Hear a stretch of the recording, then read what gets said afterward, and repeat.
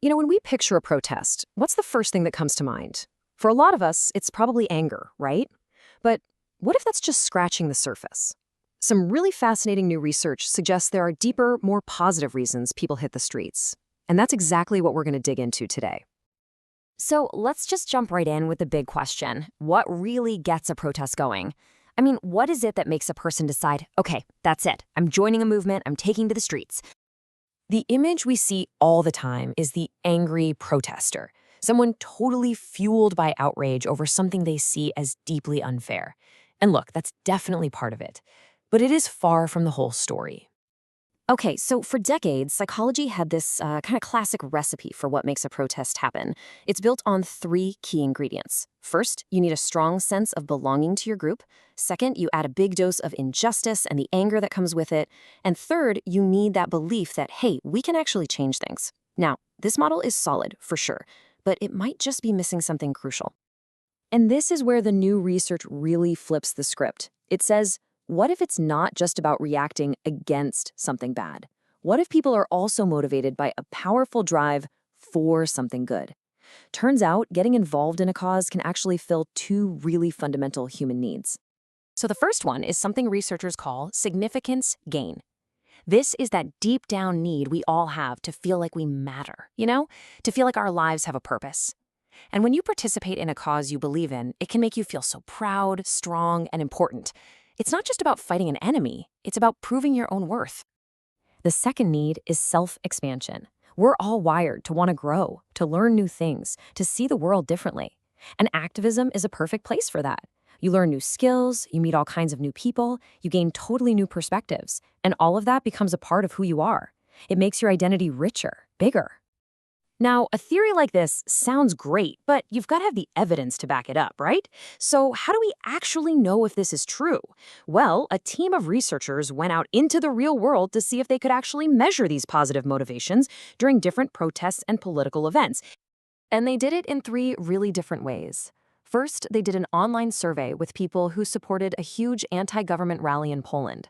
Second, they did a field study, meaning they were right there on the ground, surveying people during an LGBTQ+ equality march. And third, they did a big survey of American voters just before the 2020 presidential election. Using all these different scenarios is super important to see if the idea holds up. So, what happened when they crunched all the numbers from these totally different situations? Well, the results were incredibly consistent, and they all pointed to the same thing. These positive identity-building needs play a huge role. This really breaks down the shift in thinking. The old story was all about the negative stuff, being angry at injustice, feeling humiliated or ignored. The new story doesn't get rid of that, but it adds these amazing positive drivers, that feeling of pride and strength you get from doing something meaningful, and the personal growth that comes from all these new experiences. All right, take a look at this. This is where it gets really interesting. This comes from that Equality March study. The researchers asked, okay, what's the single biggest thing that predicts if someone will protest again in the future? And you might think it's anger, right? Or feeling put down. But nope. The number one predictor, by a long shot, was significance gain.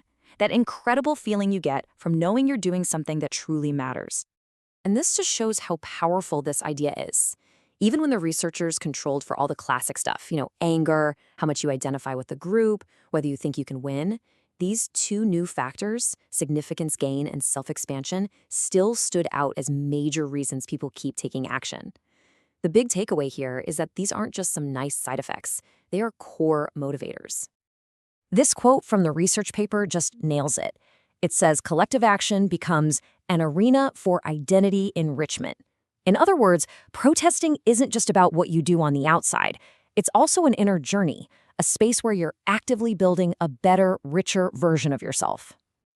So, we've looked at the theory, we've seen the data. What's the bottom line here? Why does looking at protests through this new, more positive lens even matter in the real world? Well, it gives us a few huge insights. First, it shows us that activism is often a hunt for something, for meaning, for purpose. Second, it suggests that feelings like pride and personal growth might actually keep people going longer than just pure anger, which, let's face it, can lead to burnout. And finally, it completely reframes what activism is. It's not just about changing the world out there, It's also about building a stronger you. And that leaves us with one last big question to think about. In a world with so many things to be angry about, what if the real secret to making lasting change isn't just about fanning the flames of outrage, but about creating opportunities for all of us to grow together?